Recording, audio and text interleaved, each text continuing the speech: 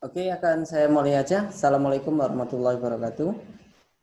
Oke, Waalaikumsalam warahmatullahi Assalamualaikum wabarakatuh. warahmatullahi wabarakatuh. ya terima kasih bagi teman-teman mahasiswaku STI Putra Bangsa kelas 56 KAB dengan KA yang berbahagia dan keadaan sehat semua. Semoga nanti di pertemuan ini kita dapat perkuliahan ini dengan lancar. Semoga bagi teman-teman yang belum hadir untuk gabung bisa ikut gabung tanpa ada kendala, dan ini akan saya record. Nanti file hasilnya akan saya share ke Classroom. Oke, kalau begitu saya tampilkan presentasi untuk pertemuan 11, ini pertemuan 11 ya, tentang pengelolaan sistem informasi. Jadi, bagi teman-teman yang nanti mau bertanya silahkan kasihkan tanda bentuk tangan atau raise hand.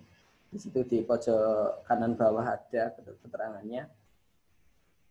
Nanti untuk suara akan saya sementara semuanya akan saya mute semua. Nanti bagi yang tanya secara langsung akan saya on. Kemudian kalau mau tanya secara chatting di bawah juga ada. Silahkan, monggo. Terserah jangan mau menggunakan media seperti apa. Jadi, di sini tampil slide dengan saya. Akan saya tampilkan. Oke, sengaja tidak saya tampilkan full atau slideshow karena nanti kalau ada teman-teman yang mau gabung supaya mudah saya untuk adminnya. Karena saya sendiri sebagai adminnya gitu kebetulan. Oke. Di sini pengelolaan sistem informasi. Saya yakin Anda sudah tidak asing lagi dengan namanya sistem informasi untuk generasi Anda gitu. Untuk generasi Bu Ariyanti pun juga kayaknya paham sekali dengan adanya sistem informasi gitu. Teman-teman menggunakan sistem informasi terakhir ini mungkin pada waktu pendataan sensus penduduk secara online gitu. Ya, di situ dibatasi pendaftarannya, kalau nggak salah bulan Mei April terakhir itu di bulan April tanggal berapa itu ditutup. Jadi sensus penduduknya bagi teman-teman yang belum mengikuti sensus penduduk secara online nanti akan didatangi oleh petugas dan didata secara langsung di situ gitu. Ya, tujuannya mereka atau dinas yang terkait tentang sensus penduduk itu meminimalkan kerja secara langsung, bertatap muka secara langsung, karena bertatap muka secara langsung itu akan membutuhkan waktu gitu kan. Bahkan biaya pun juga ada. Tapi kalau menggunakan secara online maka mereka hanya butuh seorang admin yang mengambil data tersebut secara akurat. Gitu.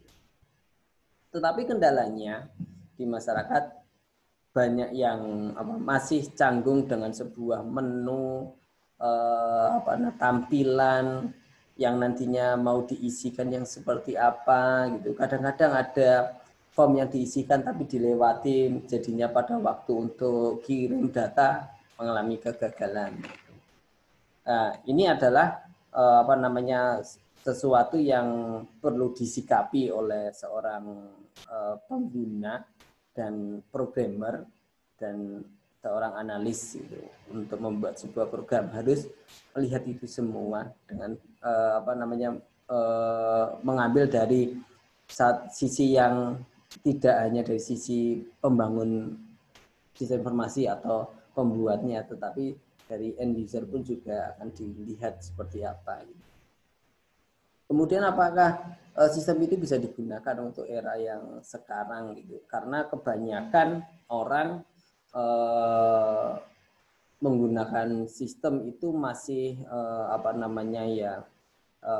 keterbatasan internet, jangkauan atau sinyal, bahkan mungkin perangkat keras pun ada yang tidak siap gitu untuk membuka aplikasi itu.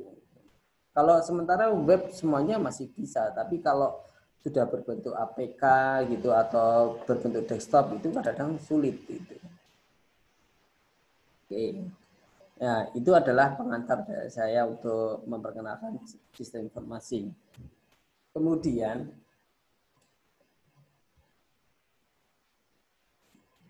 ya, sistem informasi sebagai perubahan organisasi terencana.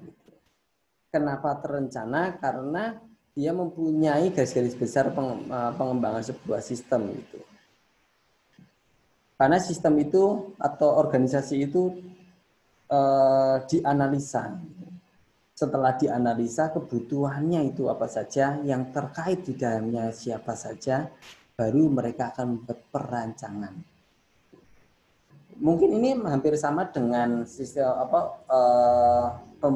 pembuatan organisasi secara manual gitu kan, yang biasa dilakukan di kelas gitu. Ada ketua kelas ngapain kerjanya, sekretaris ngapain gitu, bendahara ngapain, humas ngapain, itu mungkin sama gitu. Tetapi dengan bedanya dengan sistem itu mereka saling terhubung kapanpun dimanapun gitu kan, tanpa harus berkomunikasi secara langsung, bahkan membutuhkan sebuah sebuah keputusannya pun juga secara otomatis gitu. Kalau dengan sistem beda, kalau dengan manual bendahara mau mengusulkan pengeluaran dana untuk untuk kegiatan apa gitu, yang usulan dari humas, dan itu harus minta persetujuan kepada ketua. Di sini kalau dengan sistem, selama ketua mempunyai dasar yang tidak membatasi mereka untuk mengeluarkan dana, ya langsung aja dikeluarkan. Seumpama kalau untuk kegiatan ini secara manual, contohnya kegiatan kegiatan mau jenguk kepada teman yang sedang sakit atau siapa gitu, saudara mengeluarkan uang, harus persetujuan dari ketua kelas. Ketua kelasnya mempersetujui atau tidak gitu. Tapi kalau dengan sistem di situ ada pengusulan seperti itu, ketua kelas sudah mempunyai list gitu atau kriteria yang wajib dikunjungi adalah yang seperti apa gitu, dan itu langsung otomatis gitu. Seumpamanya harus dikunjungi memang harus benar-benar keluarga dekat gitu, keluarga dekat baru boleh dikunjungi gitu. Kalau sudah keluarga agak jauh, seumpama kakek atau nenek itu agak lumayan jauh, dan itu tidak usah dikunjungi gitu. Nah itu kalau dengan sistem otomatis langsung akan muncul tampil, langsung ada notifikasi setujui apa tidaknya. Oke, yang pertama adalah di garis analisa sistem, kebutuhannya apa saja, kemudian perancangan sistem, ya, merancang. Yang ketiga yaitu penyelesaian proses pengembangan sistem. Ya. Kalau sudah dirancang, kemudian baru akan diproses sebuah pengembangan sistem. Dibuatlah sebuah sistem tersebut. Sudah jadi nih program itu dibuat oleh seorang programmer. Kemudian tidak hanya dibuat, tetapi harus diuji, ya, diuji oleh end user atau penggunanya. Gitu. Bentar. Oke. Ya, kemudian setelah tahap berikutnya adalah pemeliharaan. Ya, setelah itu ada pemeliharaan. Gimana pemeliharaannya? Gimana supaya sistem itu tetap bisa berjalan dalam waktu 2-3 tahun ke depan gitu. Berarti harus melihat nantinya itu masyarakat akan seperti apa, nantinya itu penggunanya akan seperti apa, supaya bisa digunakan di tahun-tahun yang ke depan. Pemeliharaan. Kemudian bagaimana juga sistem itu aman dari virus gitu kan. Ya, salah satunya supaya aman dari virus, sistem itu tidak open gitu kan. Hanya bidang-bidang tertentu saja yang bisa mengakses. Jika itu memang betul-betul data-data yang sangat urgent sekali, yang sifatnya adalah rahasia. Oke.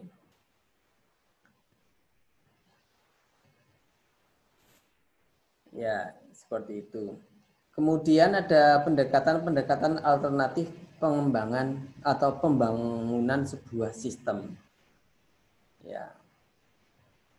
Ya, pendekatan alternatif ini adalah cara pandang sebuah sistem untuk dibuat seperti apa gitu. Membuat sistem itu seperti apa? Ya, melalui siklus hidup sistem tradisional.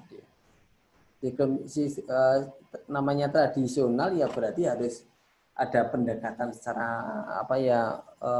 manual, pendekatan secara fisik gitu kan, dari mimik mukanya, kemudian cara menyampaikan gitu.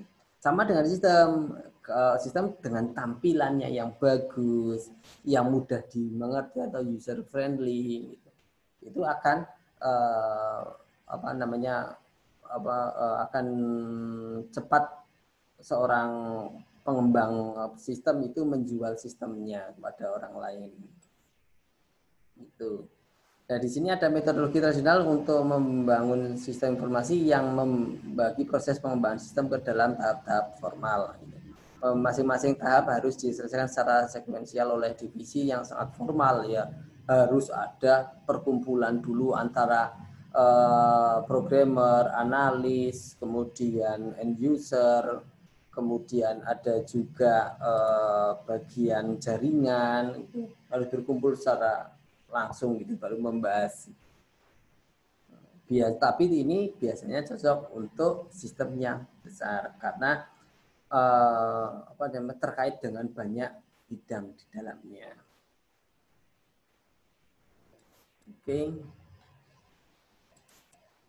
Ya, kemudian ada lagi bentuknya adalah prototyping. Ya, kita memperkenalkan sebuah sistem tidak secara langsung atau membuatnya tidak secara langsung, tapi bisa membuat sebuah contoh. Gitu. Prototyping sebuah contoh software. Gitu. Ya, nanti di prototyping itu akan ditampilkan beberapa prototyping, gitu kan, yang ya cukup terbatas, gitu kan. Nanti tampilannya mau seperti ini, gitu. Nanti menunya akan seperti ini. Kemudian ini nanti bisa untuk report sebuah apa, gitu kan. Ya. Seumpama kalau di kasir sistem penjualan atau transaksi, di situ akan ditampilkan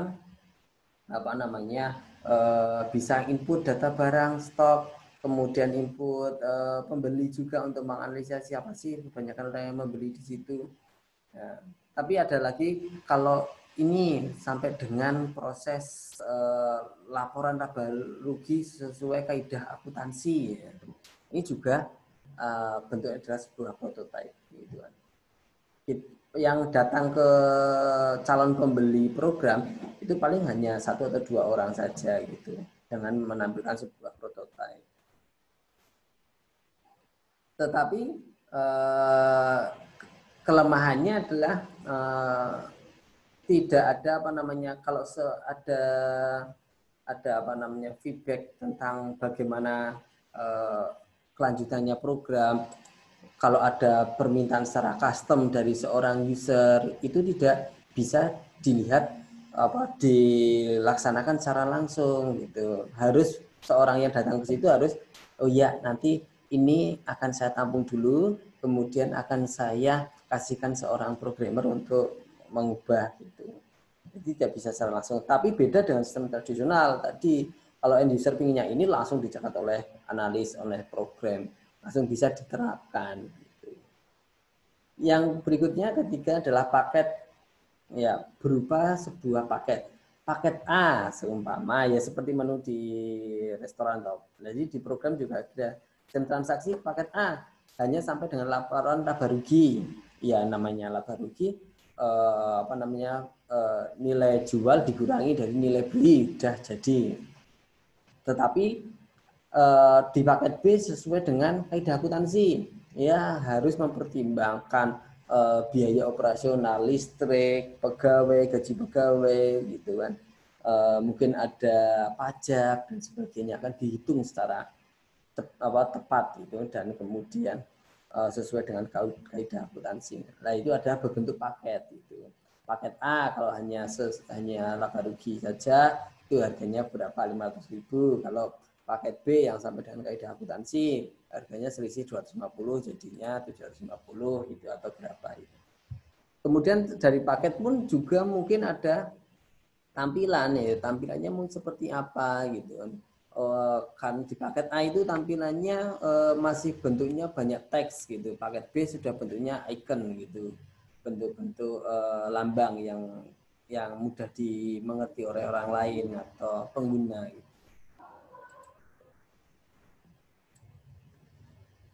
Atau melalui pengembangan pengguna akhir. Jadi sebuah analisa di sini. Sudah ada beberapa program, kemudian dikasihkan kepada kepada pengguna akhir. Dari pengguna akhir nanti akan memberikan masukan apa gitu. Akan di list, oh ini masukannya ini, baru diolah, muncullah sebuah program. Nah, pengguna akhir ini biasanya membutuhkan pakar, teknisi sistem informasi, dan nanti juga sistem itu akan lama gitu, karena komunikasinya ada delay untuk pengguna akhir memberikan masukan. Setelah itu dari pengguna akhir akan dibuat programnya. Atau lewat yang kelima adalah outsourcing ya, praktis perjanjian atau kontrak. Ada outsourcing. Kalau mau full gitu kan, hasilnya sampai dengan laporan laba rugi sesuai kaidah akuntansi, itu dalam waktunya hanya 1 tahun. Tahun berikutnya harus update sistem gitu. Nah, ini adalah outsourcing. Dengan adanya suatu perjanjian atau kontrak pengoperasian pusat komputer. Biasanya menggunakan oleh vendor eksternal. Ya, sama dengan sistem informasi akademik di STI Putra Bangsa, dia menggunakan outsourcing gitu kan. Nanti berapa tahun harus diupdate sesuai dengan perkembangan dari STI Putra Bangsa, karena nantinya STI Putra Bangsa ada rumor nanti akan berubah menjadi universitas ya. Alhamdulillah nah, bisa jadi universitas. Nah, ini sistem informasi akademiknya pun juga akan berubah.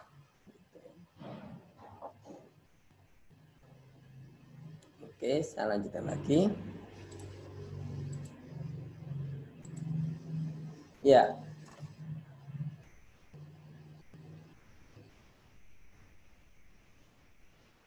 Oke, sebentar. Ini ada yang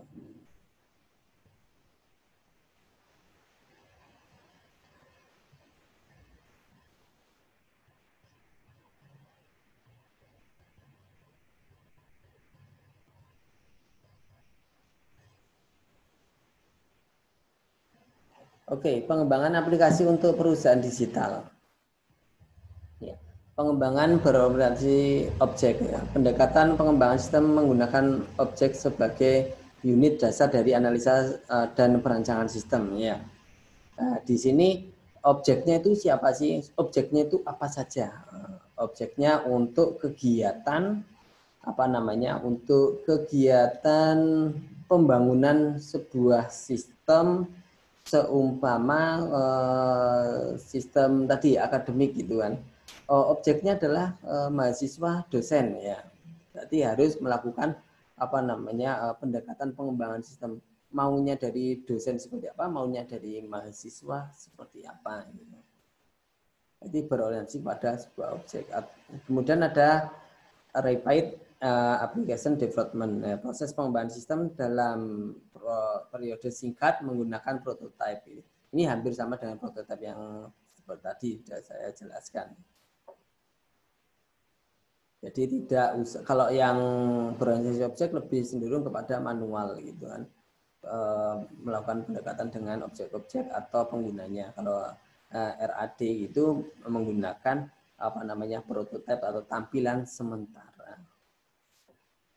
Ya, model anggaran modal tradisional ya, yang menggunakan modal tradisional digunakan untuk mengukur nilai proyek ya, investasi modal dalam jangka panjang. Anggaran modal, proses analisis dan pemeliharaan beragam proposal untuk mengeluarkan modal. Ya, nah ini untuk modal anggaran modal tradisional biasanya digunakan untuk sebuah investasi modal jangka panjang. Kemudian kalau modal anggaran ini dibutuhkan beberapa pakar dari akunting gitu, untuk membangun atau membuat sistem yang berbasis bisnis. Maka dibutuhkan ada anggaran modal. Jadi untuk membangun sebuah sistem juga harus mempertimbangkan aplikasi yang digunakan itu menggunakan bandwidth yang cocok seperti apa gitu. Apakah bandwidthnya menggunakan berapa mega gitu, 10 mega gitu. Mampu nggak sistem itu diakses dengan 10 mega dari banyak user gitu.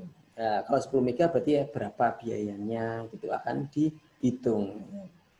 Sama dengan sini aplikasi Zoom ini. Ya. Aplikasi Zoom ini juga kalau yang free itu tidak bisa lebih dari 40 menit. Gitu. Seumpama kemudian pesertanya dibatasi maksimal dengan 40 gitu. Ya, itu yang free gitu kan. Kalau yang berbayar ya mereka harus yang membuat aplikasi Zoom harus mempertimbangkan kecepatan aksesnya, makanya berbayar. Jadi bayarnya itu untuk menambahkan bandwidth di dalam aplikasi Zoom.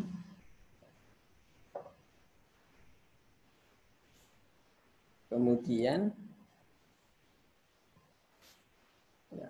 ada 6 model anggaran modal. Ini mungkin bisa dibaca saja ini untuk akuntansi. Mungkin yang pakar dengan akuntansi atau manajemen akan lebih paham itu kan. Oke, saya lanjutkan aja.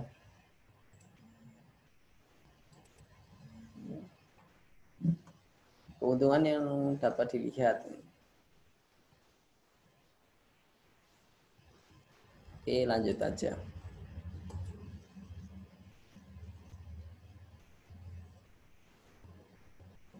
Ya, di sini ada.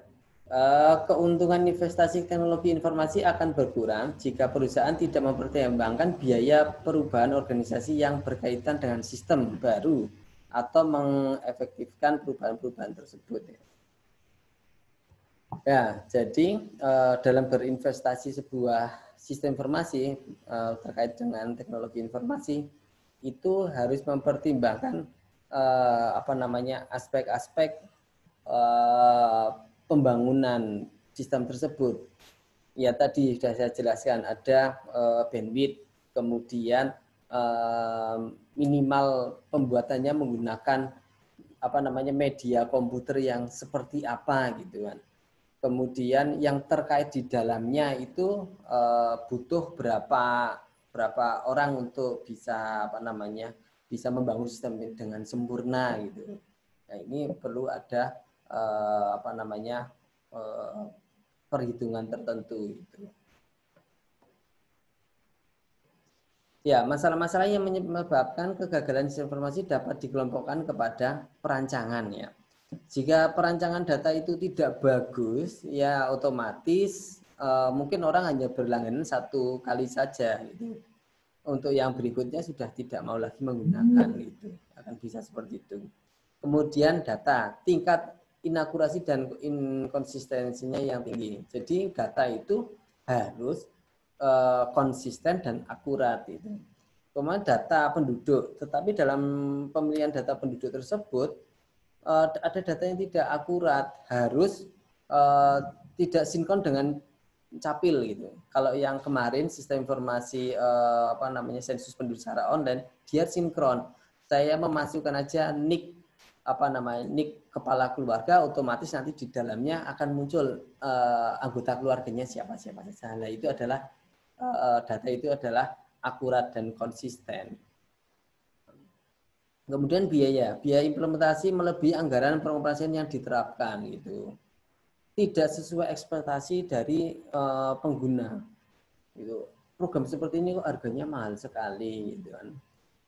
Padahal tidak bisa membuat laporan laba rugi sesuai dengan kaidah akuntansi. Nah, ini juga bisa menyebabkan hal tersebut. Gitu. Orang jadi tidak lagi menggunakan sistem tersebut. Pengoperasian sistem tidak berjalan dengan baik, ya pengoperasiannya tidak bisa dilakukan dengan baik, gitu kan. Kadang pengoperasiannya sering ngehang, gitu kan, karena aplikasi itu terlalu berat dan tidak bisa digunakan di beberapa platform komputer, gitu kan. Ya itu bisa menyebabkan gagalnya sebuah sistem.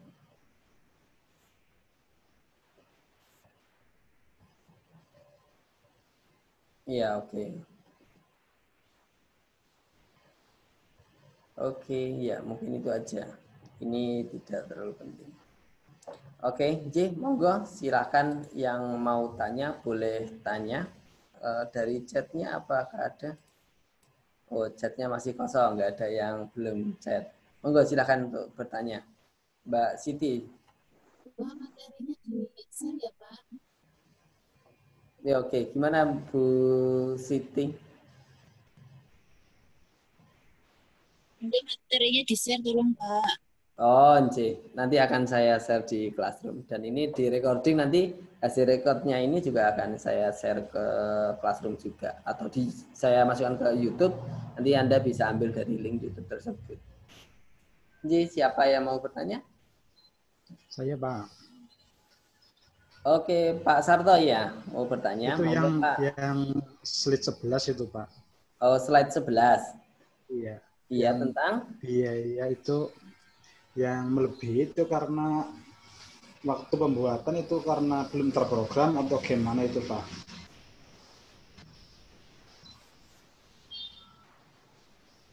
Ini ya, Itu Mbak yang ya. biaya implementasi melebihi anggaran.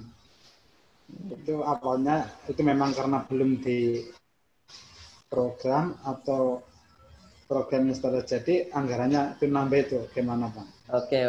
Ya, di sini saya bacakan lagi. Keuntungan investasi teknologi informasi akan berkurang jika perusahaan tidak mempertimbangkan biaya perubahan organisasi yang berkaitan dengan sistem baru atau mengaktifkan perubahan-perubahan tersebut. Jadi, kalau untuk melakukan pembuatan sebuah program harus melakukan perhitungan-perhitungan atau mengkaji nantinya program itu akan digunakan oleh siapa itu yang saya maksud adalah menggunakan perangkatnya itu apa, gitu kan. Kalau menggunakan perangkatnya adalah handphone atau smartphone, ya pastinya kita mencoba untuk membuat aplikasi yang ringan, bisa mudah digunakan, gitu. Kemudian mungkin dari segi tampilan ya, tampilannya yang menarik gitu. Kalau kurang menarik sudah biayanya mahal, ternyata kurang menarik lah itu harganya nggak pas. Maka dari itu untuk membuat sebuah tampilan yang menarik dibutuhkan biaya tambahan untuk membuat ya ada seorang desain grafisnya gitu. Nah, jadi mempertimbangkan biaya untuk membuat desain grafisnya. Jangan sampai si pembuat program itu membuat program sudah terlalu lama, membutuhkan biaya mahal, membayar gaji orang yang desain grafis, sampai endingnya dijual dengan harga murah tanpa melihat sistem yang baru, gitu kan. Sistem yang baru yang pesaing kita gitu. Pesaing kita ya ada, seumpama saya mau buat aplikasi WhatsApp gitu kan. WhatsApp bisa untuk sekarang bisa untuk video call dengan 4 orang secara langsung. Nah, kalau saya buatnya hanya bisa secara satu pihak saja gitu, dengan yang lain hanya 1 orang saja, maka ya untuk sekarang nggak mau orang menggunakan gitu karena fasilitasnya ternyata kurang bagus.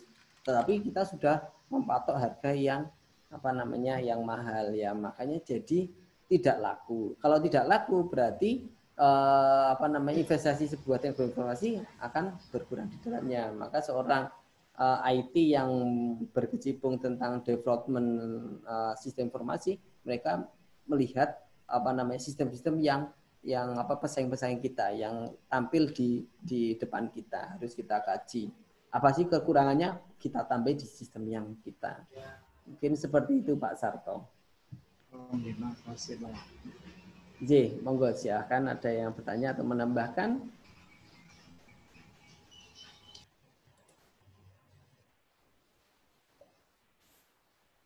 Maaf Pak dosen, baru bisa masuk, ganti akun bolak-balik. Ini Pak Joko. Tanya Pak. J. Iya Pak, ini Pak. Oh iya Pak Joko ya, barusan masuk Pak. Oke, dari tadi udah sebelum jam 4 ya, nggak masuk. Oh. Nggak tahu kok sistemnya, nggak tahu ini kok harus masuk lagi, padahal Zoom udah tak save di laptop ya. Di HP juga begitu masuk harus sign in lagi. Oh gitu, iya. Iya. Ya enggak apa-apa. Ya maaf ini terlambat Pak dosen. Mboten terlambat, mboten apa-apa. Oke. Jadi untuk siapa lagi silakan untuk bertanya. Saya Pak, mau tanya Pak. Oke, Pak Cipto J.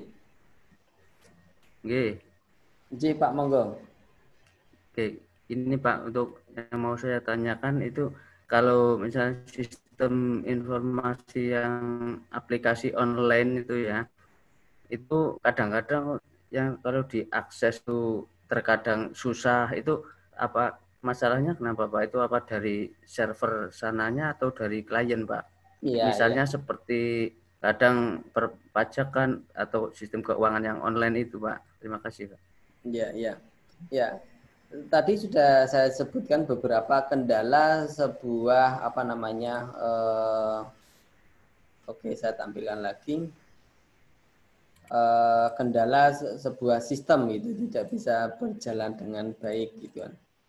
Nah, di sini Pak.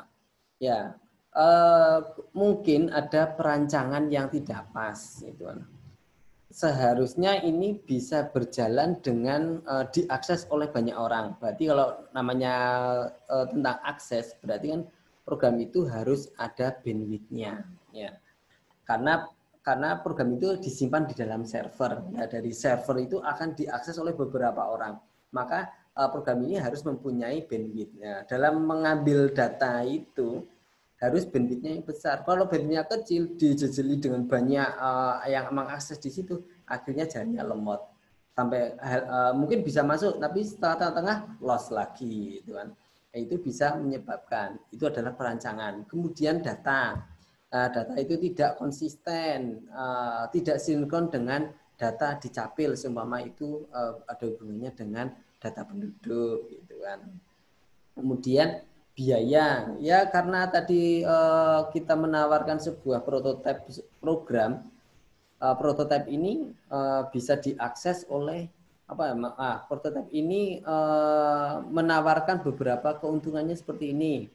Ya, nanti kalau ada perubahan apa silakan untuk dicantumkan gitu.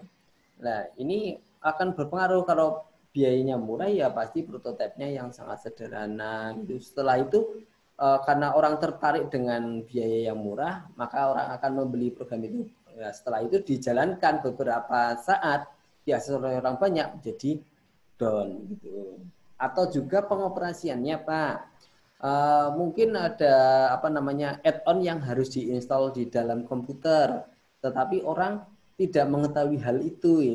Jadi harusnya kita harus install Macromedia Flash itu untuk menjalankan di dalamnya, karena ada berbentuk video yang animasi yang berjalan, ya maka harus ada Macromedia Flash-nya. Ternyata si pengguna itu tidak menginstal aplikasi itu, ya jadinya gagallah sebuah aplikasi bisa digunakan dengan baik gitu.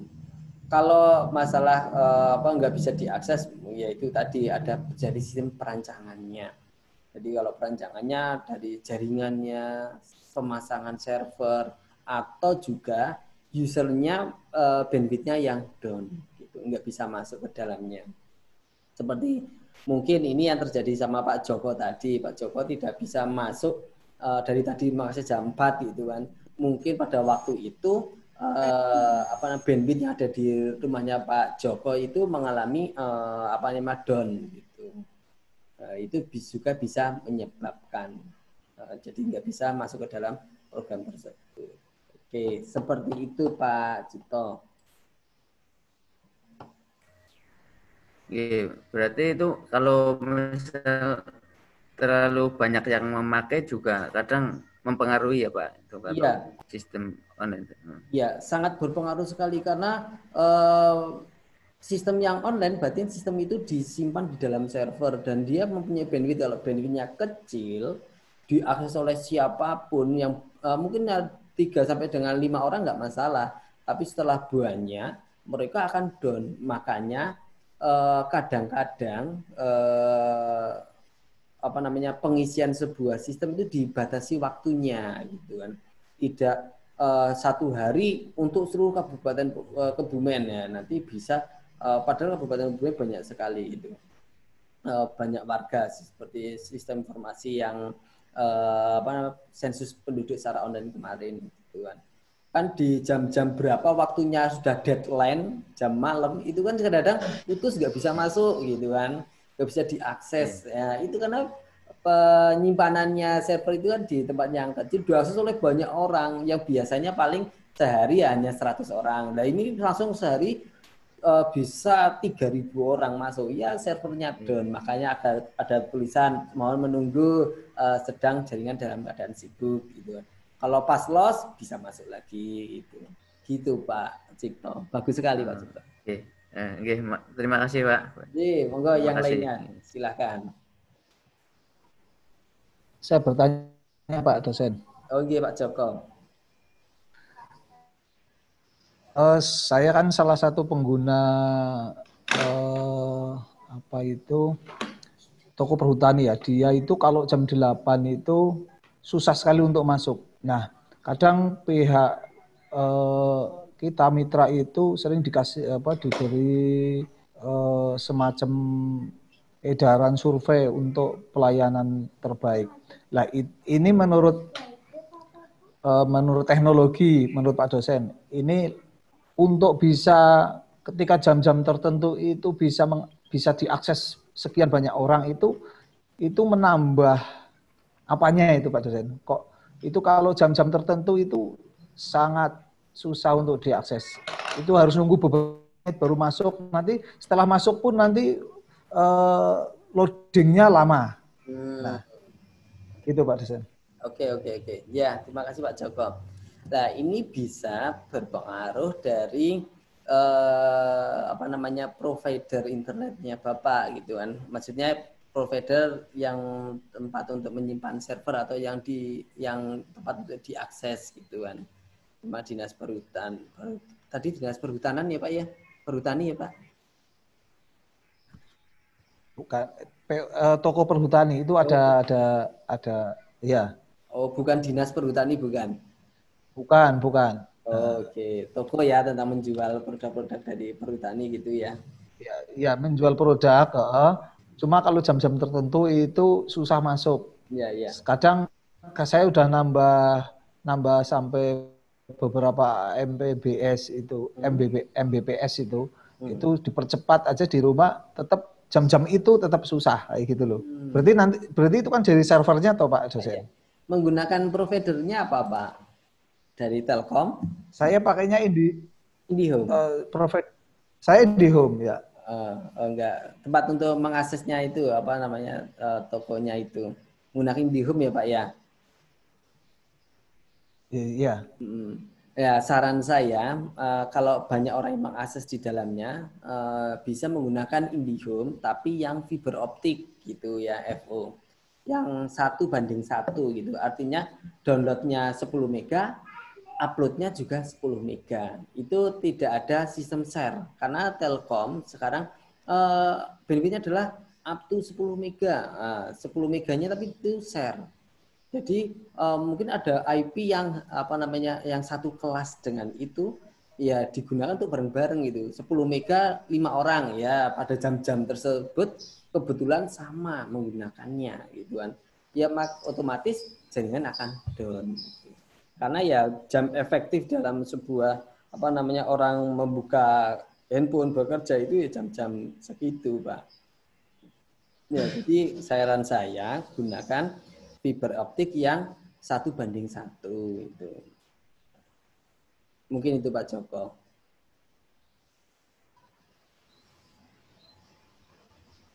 Gitu Pak Joko.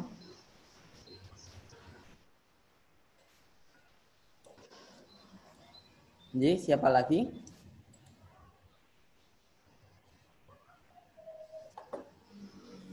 Ada yang tanya lagi siapa?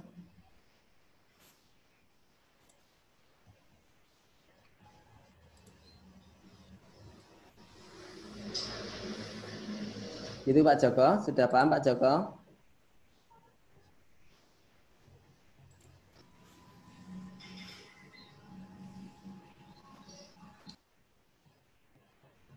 Oke.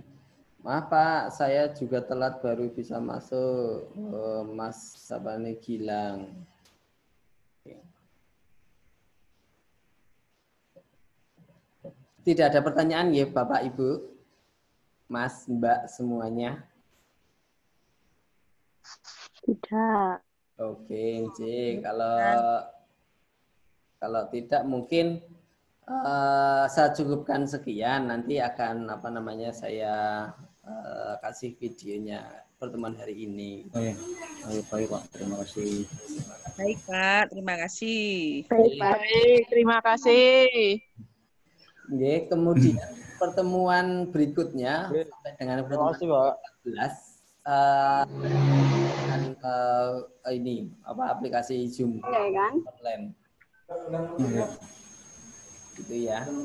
Apanya? Iya, Pak. Saya mau dengan Zoom online terus itu. Udah mulai ya, cuma yang di Windows itu yang belum Mas. 2 itu Windows. Tampilan doang. Oke, ini pesertanya akan saya screenshot. Akan kelihatan siapa-siapa saja yang ada di dalamnya. Tolong untuk jangan close dulu.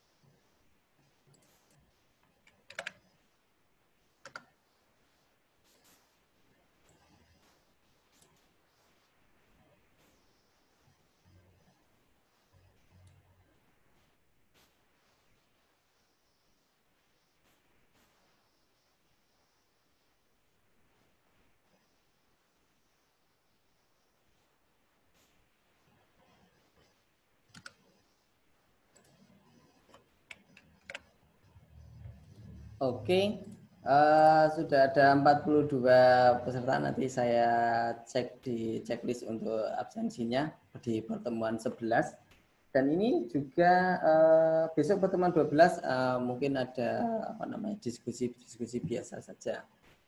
Oke, mungkin begitu. Saya ucapkan terima kasih. Saya akhiri. Wassalamualaikum warahmatullahi wabarakatuh. Waalaikumsalam warahmatullahi wabarakatuh.